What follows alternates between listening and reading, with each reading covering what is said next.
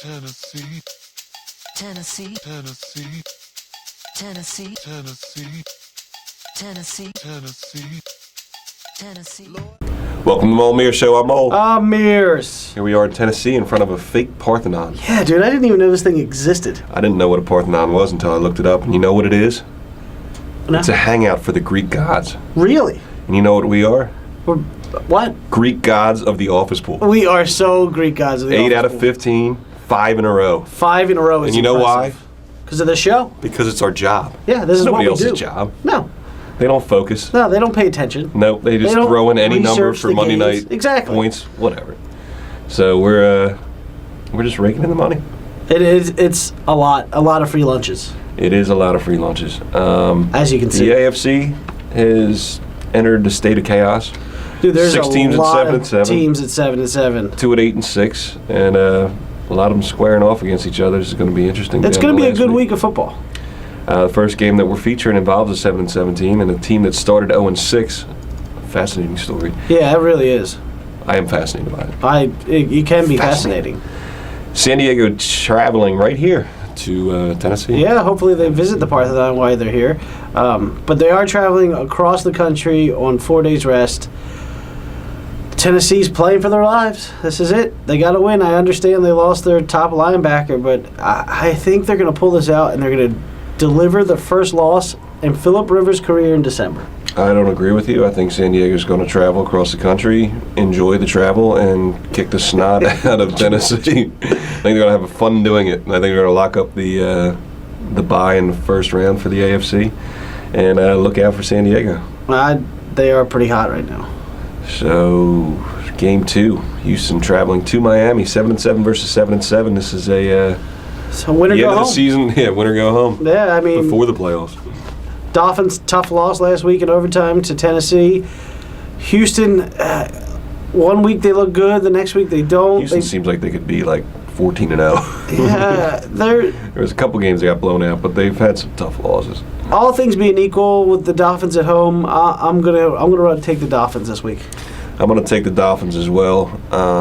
Last week they came back to force overtime, and it didn't look like they were in the game. NFL overtime rules need to be revisited because they never touched the ball. But They really do. yeah, they do. I'm going to take Miami. They're going to get a win at home, and like we said, we'll see what shakes out. Yeah. They're the only 7 and 7 team with both games at home. With both games at home, so they got a shot. I don't know mathematically how any of it works, but they will need Pittsburgh to win in our third featured game. Baltimore traveling to Pittsburgh. If Baltimore wins this one, it's going to make it hard for a lot of 7 and 7 teams. yeah, it will. And Baltimore's been playing better of recent, but Pittsburgh's coming off a huge victory over Green Bay. Off the schneid, the 5-game losing streak ends. I like Pittsburgh in this game only because it's at home, and they've already lost the Ravens once this year. I don't think they're going to lose and get swept by them this year. I like the Steelers putting a little wrinkle in the playoff scenarios. I'm going to take Baltimore because without the officials walking them down the fields with little yellow flags last week, they don't beat Green Bay. I'm not complaining because that's why I won the pool. If Pittsburgh loses that game, I don't win the pool. But if they also don't do that retarded onside kick. What 3 minutes ago in the fuck game. was that? I couldn't even understand what they were talking about. Then when I got a full grasp of what it was. What are you doing? I mean, they were complaining about New England going for it when Manning was going to go down the field. Right. You didn't want to. Jesus Christ, that was terrible. But they win. Last week they don't win this week. Baltimore's going to go to 9 and 6 in my opinion. And that basically will lock up a spot for them. I would think. Like we said, we don't know how this rolls out.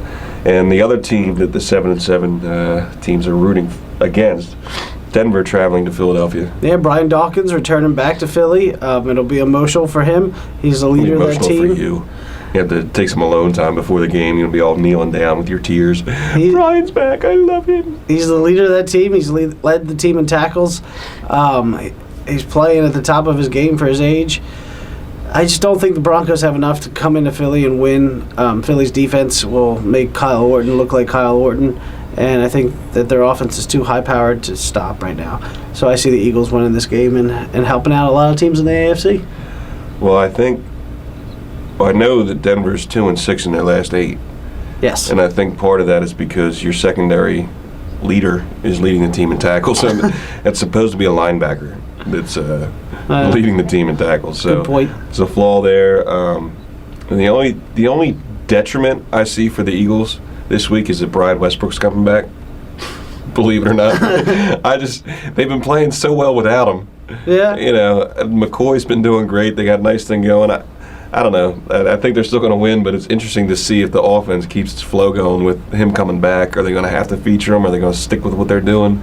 That'll be interesting to see. But I believe Philadelphia's going to win, and then that's going to set up some interesting scenarios for I think Minnesota is going to have to beat the Bears on Monday, but if they somehow don't, that's going to make it real interesting. Yeah, week 17 is going to be a really good week, so it'll be a good end to the season next week. This will be. I just can't wait to see how this 7-7 shakes out. It's going to be interesting. It's going to be great. Who do we have win last week? I forget. What was his name? It's Aaron Bolovich. Aaron Bolovich. If we're saying that right. I'm not sure I we're think saying that was right. correct. Bolovich, I believe that was correct. Indianapolis. Yeah, he's a First time submitter again, same as last week.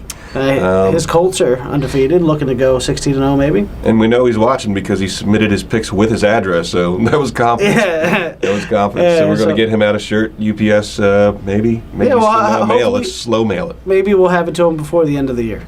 It would be nice to get it to him by Christmas. Yeah, maybe Santa will bring it to him under the tree. Maybe. You know what we should do, though?